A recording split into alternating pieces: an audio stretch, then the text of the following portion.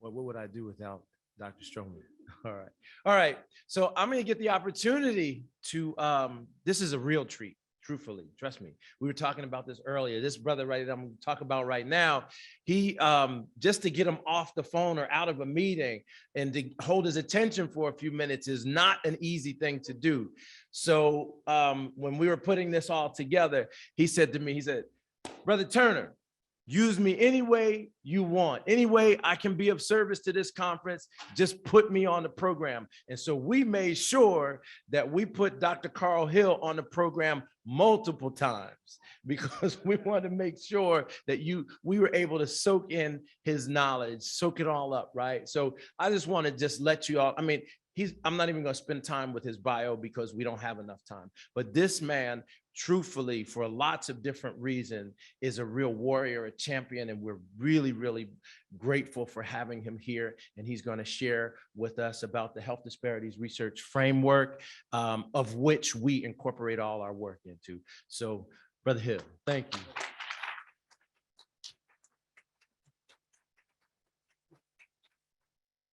All right, hello, everyone. Good morning.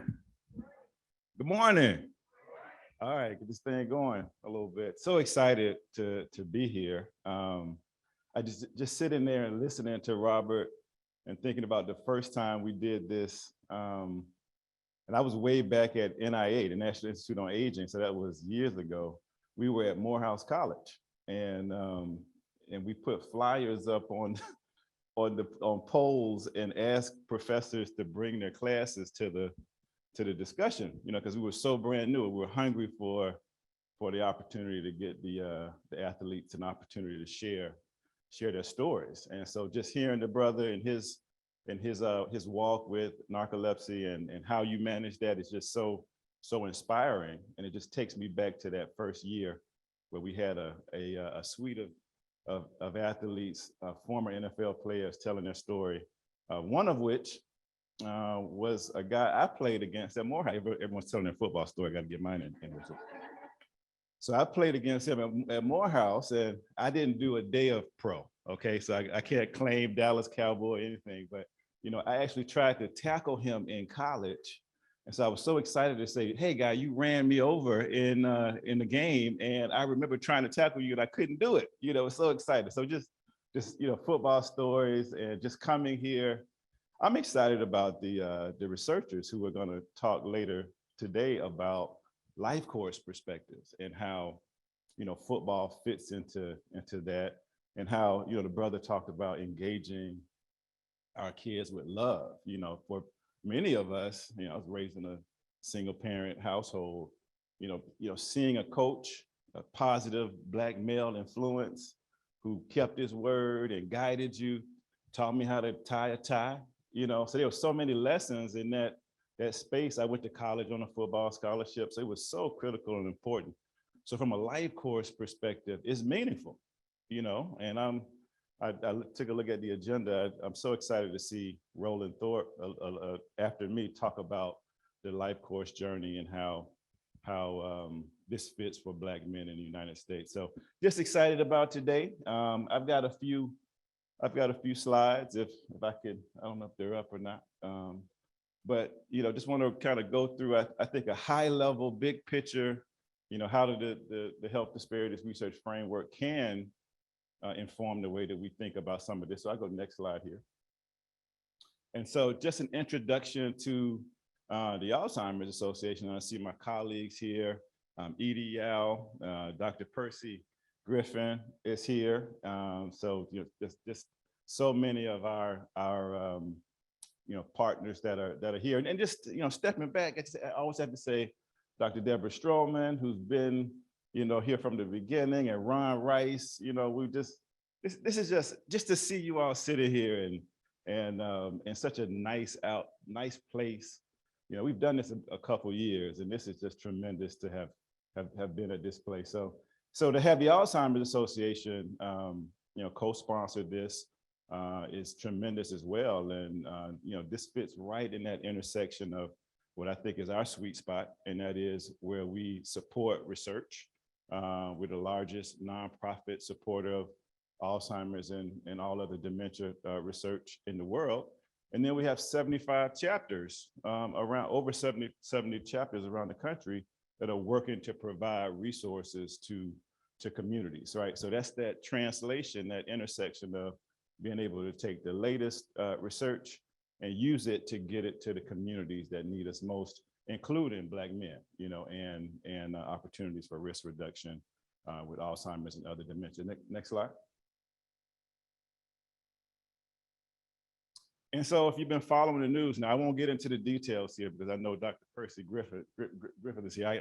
I won't get into this, but but if you've been following the news, there's been some really good progress as it relates to the first treatment approved by FDA that treats the underlying biology of Alzheimer's. You know, so that was approved by FDA, and CMS is considering, you know, how and when CMS Medicare might cover it for people who need that. Of course, for the Alzheimer's Association, we advocate for its full coverage and to be made available to all people who need it, right? And so that's been in the news, hot topic, really important. I think progress, scientific progress in this space.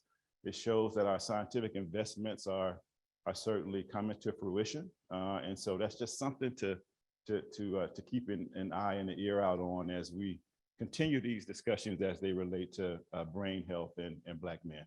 Next slide. You know, also impactful last year, in my perspective, was just a landmark report that was included in our annual, the Alzheimer's Association's Facts and Figures report. And that was a special report on race, ethnicity, and Alzheimer's in America. Next slide. And so, this was really important because it was you can keep clicking there. This was the first study, conducted 2 nationwide surveys, but the first time that a large-scale, nationally representative study included Asian, Pacific Islander, African American, Black Americans, Hispanic, Latino, Native Americans, and white Americans as well. So a robust representation of study respondents who really gave us some critical information around their experiences in accessing dementia care, or their experiencing and providing, care and support for loved ones, right? So really getting, I think, this, what I think is really important, the sociocultural, context for Alzheimer's and dementia for all people, right? Because many of the studies have not included a robust representative sample, and this, gave us some really good results around these sociocultural perspectives. So we'll talk about that in just a little bit. Next slide.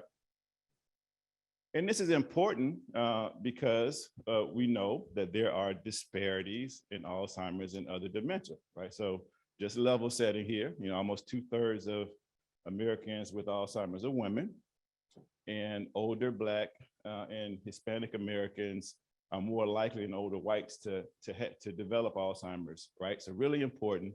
And then for some communities, populations and communities, we just don't have enough data because they haven't been included in the studies, right? So there's the understudied population as well that we have to think about as well. But this special report was very necessary because we know that there are disparities in communities that are underserved as it relates to Alzheimer's and other dementia. Next slide. So when we think about, the many factors that could be at play for these disparities, and anyone have any ideas? I'm especially thinking about the fellows or the scholars. What are some reasons for these disparities in Alzheimer's and other dementia? Anybody got any idea?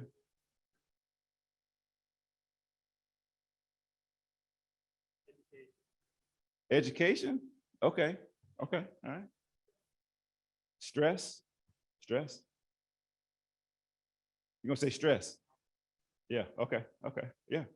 A number of factors. Education is really interesting. So, we see here a one-time early career investigator, like I think a couple of our participants here, found that social class and socioeconomic status is measured by education, composite measure, education, occupation, and income. Found that those who were of higher social class in this particular study stayed dementia-free the longest, right? And so, what's the relationship between education and Alzheimer's? That was a good answer. How could that? What's the pathway? Okay.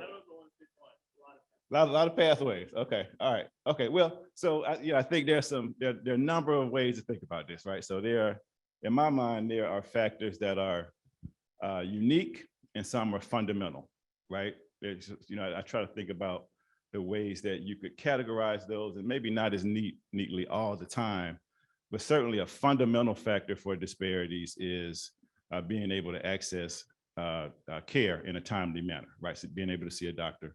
And then there are others that like stress and specific stressors that could be unique for specific populations, right? So I think about it in that way. Next slide. So, there are a number of factors that could impact risk, right? So there's age, there's genetics, there's race, ethnicity, environmental, lifestyle factors, cardiovascular health. We're finding out, research is finding what's good for the heart is good for the brain, right? So, keeping your cardiovascular health profile, positive is very important. Physical activity, diet, sleep, education, as my friend said, and here, a traumatic brain injury. Really interesting to think about that in the context of playing football as well. Something to just keep in the top of our mind as we have these discussions throughout this conference. So we need to study Alzheimer's and all other dementia from all angles, right? Not only the biological or genetic perspective, but there's a sociocultural, environmental context around risk that we've got to think about for Black men. Next slide. And this was, really amplified with the Lancet Health Commission, which in 2017 issued a report that said 35% of global dementia may be preventable, right? And they identified what they call modifiable risk factors, things that people could do, right? And so that links back to that previous slide, keeping your cardiovascular health in order, avoiding traumatic brain injury, right? Or avoiding excessive alcohol use. So really thinking about lifestyle factors and giving us some hope of things that which people can do. Of course, there's a context around having resources to engage in some of these lifestyles, right? So important to think about this for Black men. Next slide. So let's go back to that special report, right? Which I think was landmark from my perspective because it was robust in its inclusion. It really gave us a sense of some specific factors that we've got to think about addressing for disparities in African Americans and Hispanic Latino communities. Next slide. So here in this special report, we found that 1/3 of Black Americans and nearly 1/5 of Hispanic and Asian Americans believe that discrimination, this links to stress, believe that discrimination would be a barrier to receiving Alzheimer's care, right? So if we agree that a fundamental factor for understanding disparities is accessing healthcare, then a person would be less likely to access that care if they felt like they would be treated unfairly because of their race or ethnicity, right? So again, thinking about the context of, in this case, I think a fundamental factor for disparities. Next slide. So that was a perception. Another finding that was reported in this special report, if you get a chance to check it out, please do, that half of Black Americans report actually experiencing discrimination in the healthcare system, right? So we've got to really understand how to make sure that all people feel like they belong in the dementia care system, and that providers are certainly delivering care with, not just competence, but with humility, listening, right? Because the number one reason that these respondents in this study reported that they felt that they were being treated unfairly was because they weren't being heard, right? And so that certainly is an important finding that we have got to use for advocating for legislation that requires training in cultural competence and humility, or including that in the curriculum for medical school training. It's just so much that we can do with a finding like this to address this disparity, right? Next slide. And so another fundamental factor from my perspective for understanding these disparities is being sure that the people who are disproportionately affected or more likely to have Alzheimer's are in the studies, right? So that we can fully understand why the disparities exist. That's fundamental, from my opinion. And less than 5% of clinical trial participants are African American, Hispanic, Latino, Asian American, Pacific Islander, or American Indian, Alaska Native. Put another way, 95% of the clinical trial participants are white, right? So if you're following, along here, the people who are more likely to have Alzheimer's are not being recruited into the trials. And most times when you participate in a clinical trial, it's in a clinical setting. When we do recruit them into the clinical trials, they report being treated unfairly or being discriminated against, right? So I think we've got a real issue as it pertains to inclusion, right? Not just diversity, but intentional inclusion on the path to equity. I think diversity, equity, and inclusion is so critical, so important for this space as it pertains to providing resources to all people, right, for Alzheimer's and dementia. Next slide. And so one way that we're addressing this is through advocating for the ENACT Act. So if you get a chance, if you see this and you can sign on and support, I think it's critical. So this is the golden era for Alzheimer's and all other dementia research. Resources at the NIH level have gone up to, what is it? Is it $300 billion? What is the person? 3.2. Okay, 3. Dr. Percy Griffith's helping me out here, but $3.2 billion at the NIH level. And so they took those resources and created Alzheimer's disease research centers, which are all over the country in academic institutions. So the ENACT Act would provide resources to those centers to do more with what's shaping up to be inclusion science, understanding what, real barriers are for specific communities. The Tuskegee syphilis study certainly is meaningful, or the Henrietta Lacks, situation is meaningful, and it is embedded in people's, minds of why they would participate or why not. So we've got to understand that impact, but there may be some other immediate barriers like transportation or time of day for recruiting and inviting people to participate, that I think is a scientific journey, evaluating what works, using social media maybe to entice and get people to participate in clinical trials. So, in my mind, these are empirical questions that these inclusion scientists can help answer with these Alzheimer's disease research centers. So the ENACT Act will provide more resources to these centers so that kind of work can be conducted right there in those Alzheimer's disease research centers. Next slide. And so here just explains what will happen here, but certainly there's an opportunity to recruit and retain clinical trial staff that look like the communities we'd like to include, right? And so that means certainly garnering relationships with Hispanic serving institutions, tribal colleges and universities, HBCUs, Morehouse College and Howard University, certainly looking to build pipelines so that we can have more representation in the clinical trial setting. I think that would be really important. And then understanding, again, like I said, participant burden, and then evaluating strategies for better recruitment and inclusion. Next slide. So the diversity, equity, and inclusion, I think, perspective at the association that I lead and certainly work with Edie Yao. Edie, raise your hand, please. Let everyone know that you're with the DEI team. Okay, absolutely. Okay. Yeah.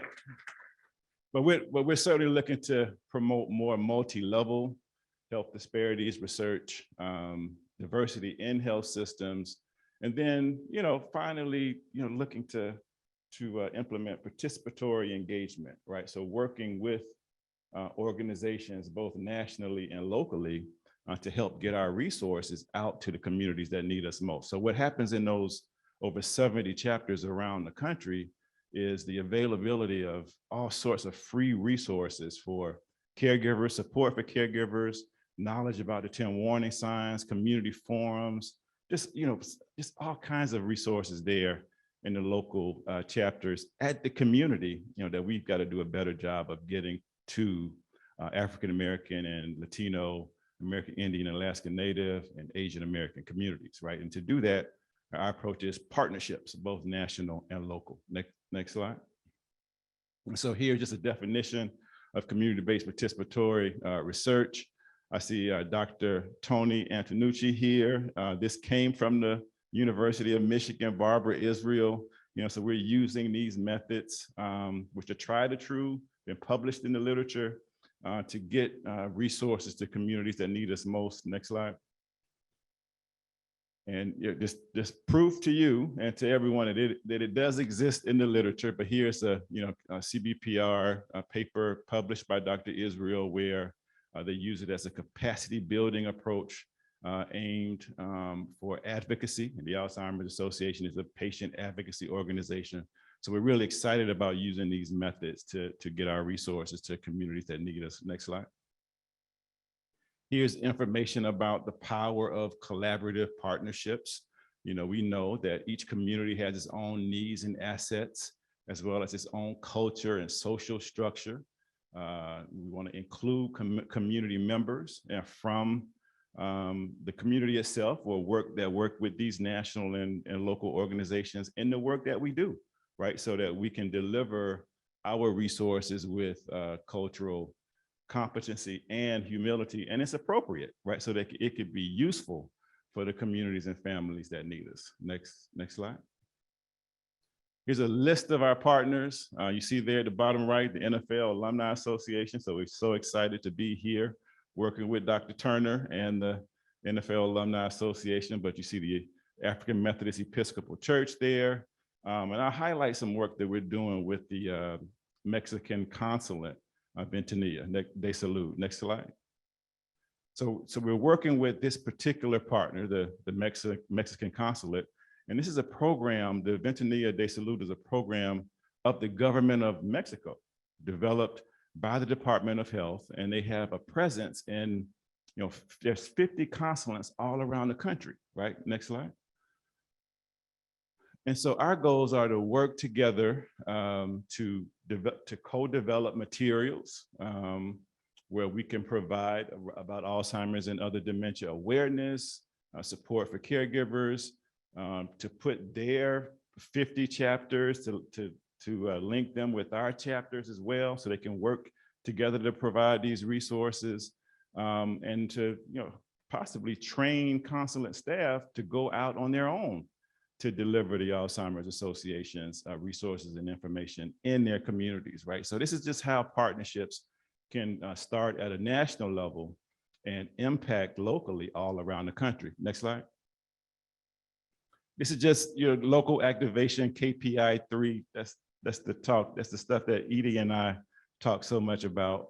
But here you can just see this is a graphic of where their chapters and our chapters have been able to work together, right? And this process, certainly takes some time, but that's our North Star, being able to work together locally to provide these resources in a responsible manner. Next slide. And so, this is one of my favorite slides here, Dr. Griffin, but if we develop a treatment by 2025 that delays the onset of Alzheimer's by just 5 years, 5.7, that treatment could be education, awareness, but inclusion, right? So we develop a treatment by 2025, that delays the onset of Alzheimer's by just 5 years, 5.7 million people expected to develop Alzheimer's in 2050 would not. 5.7 million. It's a big number, right?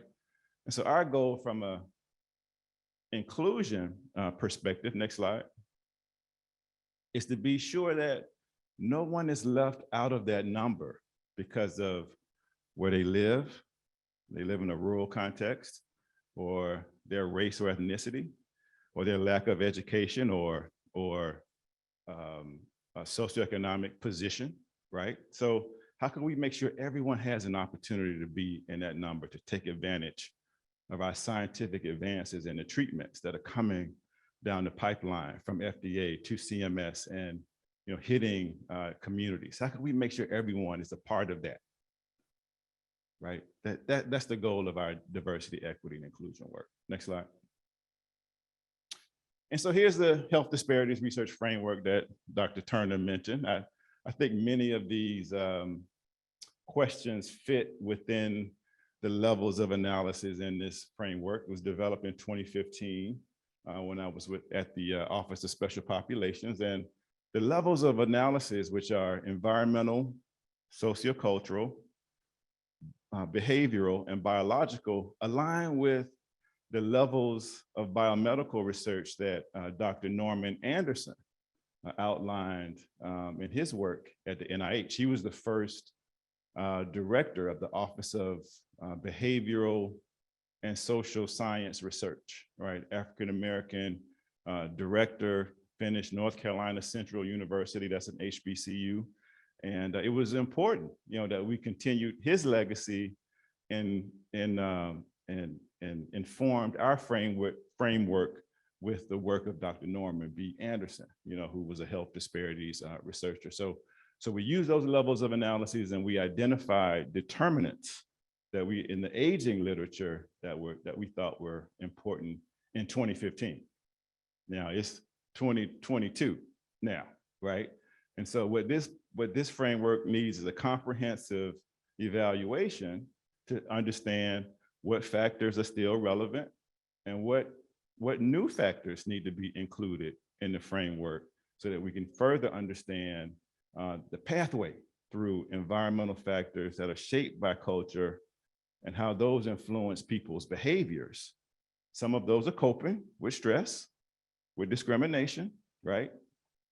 But how all of that comes together to influence behavior and potentially get under the skin to influence telomere attrition or the development of tau, amyloid, neurodegeneration. Like, how does all of this come together? It's not just either or, it's not environmental or biological.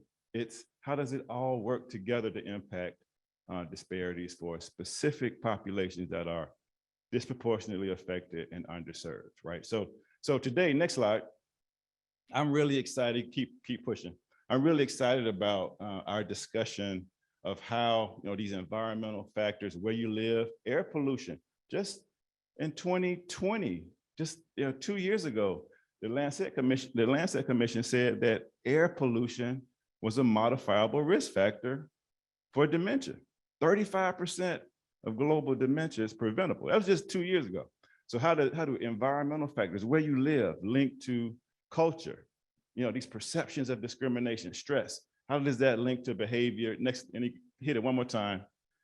And what's, I think, critical for our work, our discussion today, tomorrow, is are there unique pathways for Black men, right? In the context of sport, in the context of playing football, and that journey, what are the unique pathways through these levels of analysis that we've got to understand so that we can identify malleable points for intervention, either policy at the environmental level or interventions that change Black men's behavior, right? So I'm so excited about hearing. I know Dr. Roland Thorpe is going to have some ideas about that. April Thames is going to come and talk about that. Both of them are graduates of the NIA Butler Williams Scholars Program. So I'm just excited about what they're going to discuss. And with that, I'll say thank you for participating. Thank you for listening, and just excited about engaging and being here at the conference. Thank you. Thank you.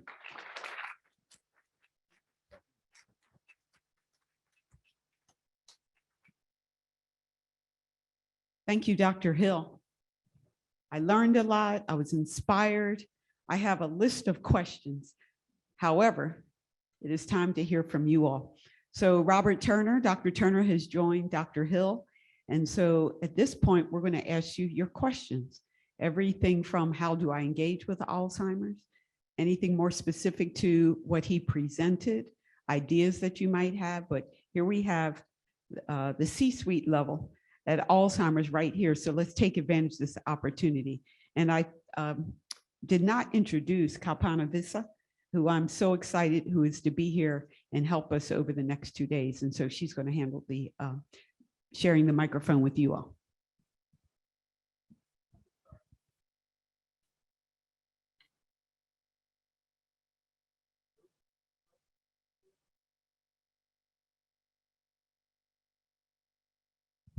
Here we go. All right. I'm gonna start by just saying I got a man crush on him, man. This guy got it going on. He really does. I'm telling you, I'm sitting over there just listening. I'm like, oh man, he really has it going on. So I'm gonna start first. First of all, just by saying thank you. But you know what I think is really important to this whole discussion is tell us about your journey. I know you played, football at Morehouse, and so we did our first Super Bowl joint together down at Morehouse, and it was really important to recognize the brothers that were in the NFL that went to HBCUs, and then you go on to get your degrees and what you've done. You've done so many different things, but tell us about your journey.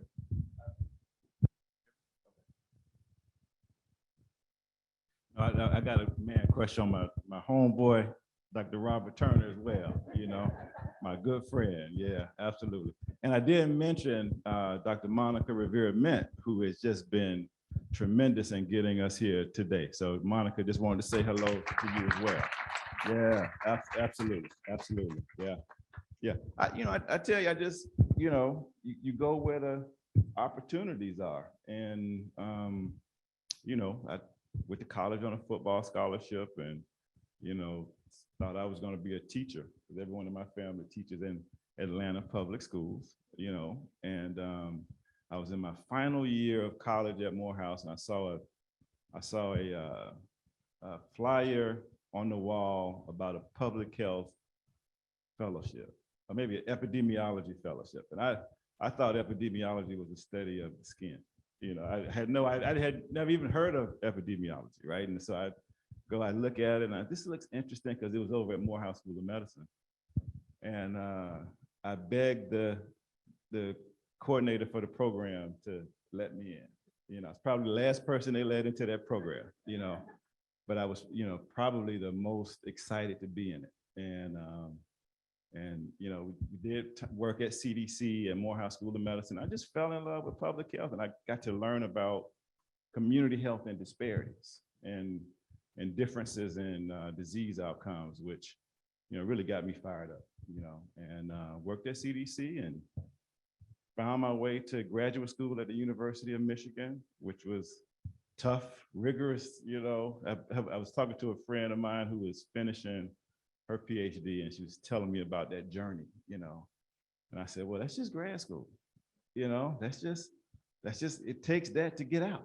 You've got to push to get out because no one is going to walk you to that door. You have to push that door open yourself. But finished grad school and started a career at NIH, and just been blessed with a bunch of great mentors and colleagues, that work with great people, and that sustains to today. So excited just to be here. Yeah. Thank you. Are there any questions right up front? We have back there.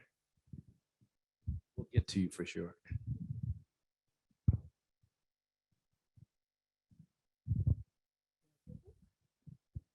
Thank you. I bring you guys greetings from Georgia. Dr. Hill, I've quoted you many times, and that is because not only do I work at the local, state, and national level, but I work with Alzheimer's Impact Movement, which is why I've quoted you many times on the ENAC legislation. So my question to you is quite simple, that this particular legislation came out in 2021. Because I am an ambassador to Senator John Ossoff in Georgia, we've really been pushing to get the signature from this particular senator. I want to know from you, I feel, in my humble opinion, that it's getting little traction. And it's all about equity for me. And I'm wondering what your thoughts are. Thank you. Yeah, it's a really good question. And I think we have to, develop our way of describing the need of this, the need of more inclusion, to our equity position, right? And so really explaining and making it plain to people that, yes, our scientific enterprise is moving forward. We're excited about treatments that are coming down the pipe, but we want to know, assurance. A fundamental factor of public health is assurance. So we want to know that all communities can benefit from these treatments and that they're safe, right? And without proper inclusion, adequate inclusion, we can't have that assurance in public health, right? And so, really tying it back to those fundamental tenets and staying rigorous about, communicating that to their staff, in ways that are plain. I mean, there are all sorts of ways to talk about how, you can overcome lack of inclusion with statistical techniques, but nothing beats, being sure that there's appropriate, robust representation in these clinical trials for safety, right? Everyone can understand that. Like if we don't have proper representation in these trials, we don't have assurance that these treatments are safe in the populations and communities that are most likely to have Alzheimer's. That should resonate to non-scientists, policymakers, anyone who has an opportunity to influence that. Yeah. Thanks for that question.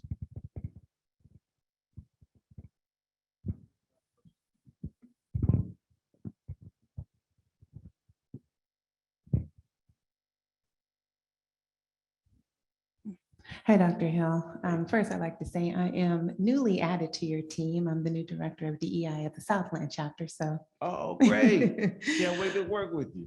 I'd like to ask you this question because sometimes it troubles me when we talk about modifiable and non-modifiable factors. And they often talk about stress and pollution as being modifiable risk factors. But when we look at people who live in poverty or are a part of lower socioeconomical, environments, maybe stress and pollution are not modifiable factors. So what do you think about that? Any thoughts? I think it's a great point. Dr. Antonucci, do you remember Dr. Neil Krause? Yes, I took a great class at Michigan.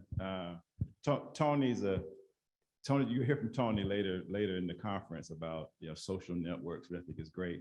But we would always grapple with, it was a stress and health class. We would grapple with what's malleable, right? And so there was this concept of wealth redistribution, because really it's about resources. Some of us would say, well, that's not going to change in our lifetime. Others of us would say, well, maybe one day there could be a African-American president, a Black president who might take something like this on, or there could be a few policymakers that change the world, right? So, it's hard for me to rule out anything as being, not malleable, but I get your point, and that is, fully understanding the context around, and what will be needed to intervene, right? Because certainly, giving people education, intervening on behaviors, doesn't have the sustainable effect that we like from a disparities perspective. So that's why I think we have to not only look at behavioral interventions, but also policy level. Think about the Alzheimer's and the other dementia research field, right? In the last 5 years, that the funding at the NIH level has gone up. What was that number again, Percy? 3.2 billion from 441 million in 2011, right? So that means that the entire scientific enterprise has changed in 10 years. That means there are more researchers that are committing their entire careers to this field. And that was a policy level intervention that moved this field faster pretty quickly. I'm hoping that that same type of policy intervention, resource intervention might occur for disparities research, because there is a National Institute on Minority Health and Health Disparities at NIH. It would be great to see that at that level as well. Yeah, but very good question. Thank you for that. Good morning, Carl. Hi, good to see you. I haven't seen you since Denver, but again, sir, first of all, I want to thank you for all the great work you've done. Thank you. And I told you and Maria, I've been a volunteer for over 6 years with the organization, working tirelessly to make sure we get there, because I mean, it's not even an option. And we saw what we did in HIV/AIDS, and as I tell drug companies, I came from the industry, we have no choice but to get there. It will break healthcare systems globally. But my concern is, and I shared with you in Denver, and I briefly shared with Maria, I'm with the Rosa Parks organization. Mrs. Parks died from Alzheimer's. I care for my mother and uncle with Alzheimer's. I've met with support groups with Alzheimer's. I want to channel all that pain I've been through with the faith-based organizations I met with in Detroit and that I meet with here in Southern California or live. But I work for a minority-based company as well as a consultant in La Jolla, where we have proof of concept in Alzheimer's and Parkinson's. And what hurts me is I share data with you guys from Harry to Maria and your team.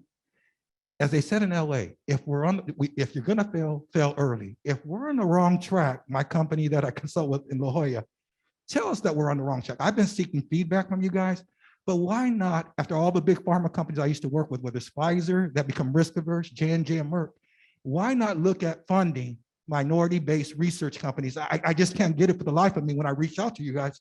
I saw Harry in Denver. I've spoken with Maria. She had me reach out to somebody. I had hoped to sit down with you in Denver. It doesn't make any sense. Why not at least take a look? Like I said, if we're on the wrong track, hey, we rather fail now and make the corrections in preclinical before we go into human trials. But we're working around the clock, and I've been with this company for over 4 years. My professor here at USC, my strategy professor, saw what I was doing, and he said, Bill, you see it through a different prism. You've been in pain for a long time. Join our team. And all I'm asking for is a fair shot. Take a look at our data. If it's junk through some of the best scientists you have, but help minority-based companies that are doing research in this field too. Thank you. Absolutely, absolutely. So Percy and I will be sure to sit down and talk to you while we're here for the conference. And I agree with you. Just like I mentioned about deliberate, intentional outreach to HBCUs, Hispanic serving institutions, we've got to do the same with minority-owned businesses as well. So the opportunity is there. We'll talk to you while we're here over the next couple of days. Thank you, sir. Yeah. I'm gonna ask, go ahead. Oh, thank you. You're a star, brother. They want you. Thank you, Dr. Hill, for your amazing presentation. My name is Shanette Merrick, and I'm joining you all here today with my team from UC Davis Alzheimer's Disease Center in the East Bay. All right. And we okay. also, shout out to UC Davis Alzheimer's Disease One Center. of those centers. And I'm the program manager for the Good Life program for healthy aging. And so my question for you is, in your opinion, what are some of the barriers that are affecting African Americans participating in research in African American communities? Excuse me. Yeah, this is kind of came up in the presentation, and I can name some that are in the literature. I think broadly that certain researchers have identified. There's a really good paper from Andrea Gilmore Bivkowski, who does a great summary of some of these barriers. But the point I was trying to make is that, many of these barriers are local. Things are, how they say all government is local. I think all recruitment and inclusion is local. And so, the thought that we've come from, many of these communities being labeled hard to reach, right? And so that's blaming the communities for not being included, to now just painting broad strokes of, well, it's the Tuskegee syphilis study or the Henrietta Lacks, situation. And it very well could be. There could be, memories of mistrust in the research enterprise for many of these communities, but it could be factors that we just don't know, right? And that's why I think resources from the ENACT Act funneled to the Alzheimer's disease research centers, which have an opportunity to recruit, representative staff and researchers. There's a cadre of researchers that's developing. It came from the Butler Williams Scholars Program, many other places, but came from Butler Williams Scholars. They're interested, they're aging researchers, they're Alzheimer's and dementia researchers, and they're specifically focused on the science of inclusion, and so, understanding some of the barriers from a local context means that, once you're able to uncover these, you can go to a PI like Dr. Turner, who's running a clinical trial, to say, we've got to take our trial in a bus to the community, right? So that people can participate. And this is the best time of the day to do that. And you need resources. You need to talk to your NIH program officer to say, hey, if you're going to hold me accountable to this enrollment table, you got to give me resources to go to the communities and include people who are most likely to have Alzheimer's, right? I mean, so there's a case to be made there, but we've got to evaluate and uncover those barriers. And I think the ENACT Act will provide those resources. Yeah. We received a really good question from Tam Perry virtually along this line of what advice you have for the undergraduates, the scholars here, and researchers who are in this work for the long haul. What do you have to tell them? Hey, one, you got to have tough skin, because, I was out with a group of friends last week, and I said something about DEI, and he said, well, because that's BS, because he just didn't believe in it.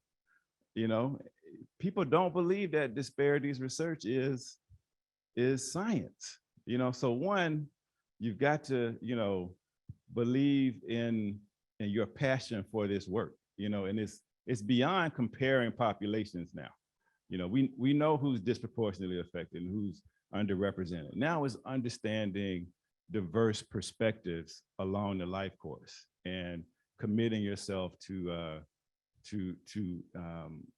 prioritizing that in your research. So that's one. And then I guess another, advice would be, they're just great mentors in this space. I think of Jennifer Manley, so many, Roland Thorpe, who's here, Robert Turner, who are creating, spaces for undergraduates and, emerging investigators to work, so look for good mentors who have been in this space for quite some time. There's this phrase called, health equity or health disparities, tourist. I don't know if you've heard that.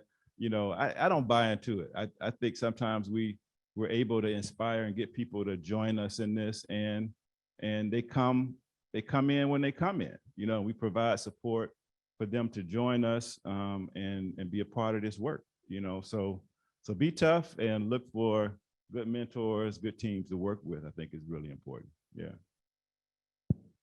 Hi, Iris. Welcome, everyone. After all the planning, my name is Iris Aguilar. I'm Assistant Director with the USC Roybal Institute on Aging. And I'm so happy to see you all here. We have been waiting for this day. And so, as I think about Alzheimer's, over the years, we look at sort of mainstream movies and, we see these topics, that are emerging about family members, with Alzheimer's. I like watching, stuff from Europe and they talk about it.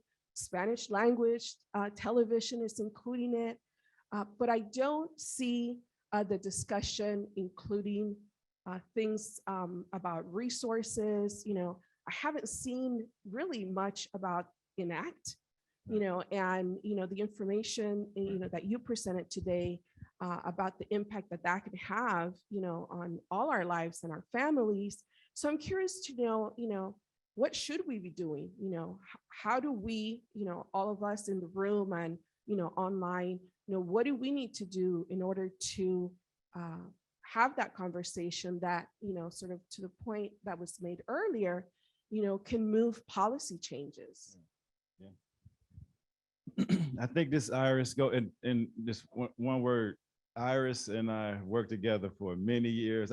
When I first got the job at the NIA Office of Special Populations, you just have a job, but no one's like trying to work with you, so Iris somehow got her team to invite me out to give a keynote talk for the Royable lecture, and I was able to piece something together, say something that had been moving ever since. But working with good people, good teams, and promoting and supporting each other, I think is so important. So Iris, I thank you for that. I think this question around resources, what does it take to get to the place we want to be, right? And so that goes back to this question of malleable or modifiable risk factors.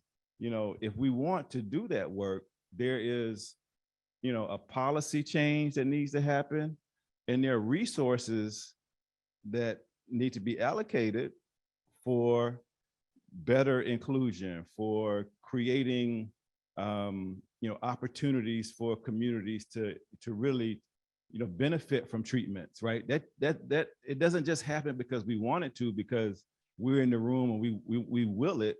There has to be resources set aside from the pharmaceutical industry, from the federal government.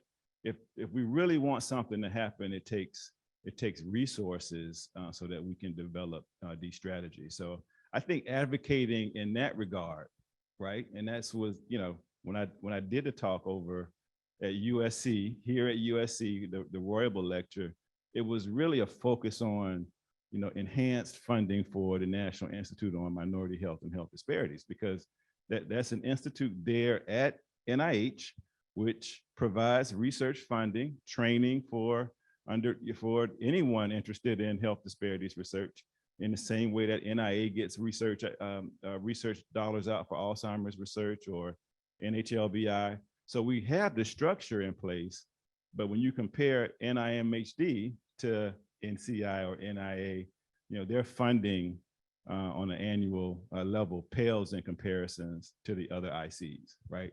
So advocating for more resources from a research perspective for NIMHD and other funding sources that are committed to this work, I think would be a great first step.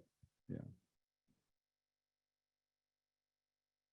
Good morning, Dr. Hill. I just wanted to say that you came to San Mateo, California, absolutely. and spoke at our Men's Health Symposium some years ago.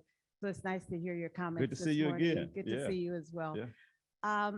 When you mentioned 5% of our population of color are involved in research projects, clinical trials, I'm concerned about that. I could not get my husband to become involved in clinical trials. I love the idea of bringing the van to the community. I think things start truly at the grassroots level.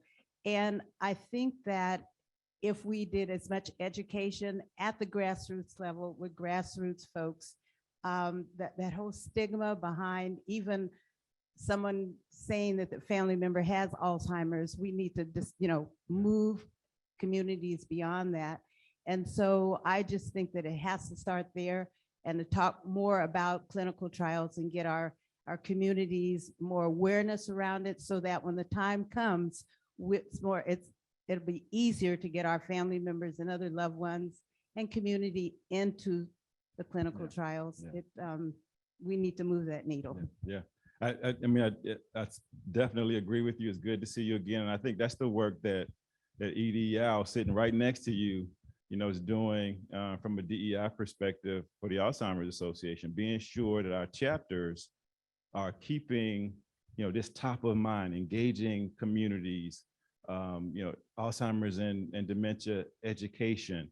We've got a wonderful resource that Dr. Griffin manages, the Trial Match. It's an online resource. Maybe Percy can mention it later in the conference, but it provides a list of clinical trials that could be a good fit for anyone, right? So knowing the resources and quite frankly, knowing the protections, understanding if I participate, you know, this is why it will be safe for me, is all, I think, very important education and awareness for community. So, you know, staying on it, not presenting it the first time, someone gets and our families get a diagnosis, but knowing that these clinical trials could be beneficial. Really important point. Thank you. We have one last question for Dr. Hill. Dr. Hill, it's a pleasure to see you Good today. to see you again. Both you Yeah, and yeah. Dr. Turner. Just want to thank you, first of all, for assisting universities and colleges interested in changing the focus within a young person's mind about aging. We talk about trying to make aging sexy. I'm still figuring out how that's supposed to work, but as we consider. Roland Thorpe will. Roland Thorpe is going to do it. Yes. As we consider introducing undergrads and grad students about careers in gerontology and aging research, I just wanted to also commend you under your leadership for supporting Berkeley Social Welfare by providing us with one of your community service officers to come in and talk with our students last semester. I also want other universities to know that that partnership is possible. And if you could share with us a little bit more about how you're rolling that out, but to also let you know that we appreciate your support. Oh, thank you so much. And we're open to rolling that out as needed and where possible, right? So Edie's here for the duration of the conference. I'll be here, Percy's here. So, if there's an opportunity for us, we will be there. This is the kind of work that we think is important that certainly assists in our intentional inclusion. So thanks for that. Really appreciate it. Thank you. Yeah.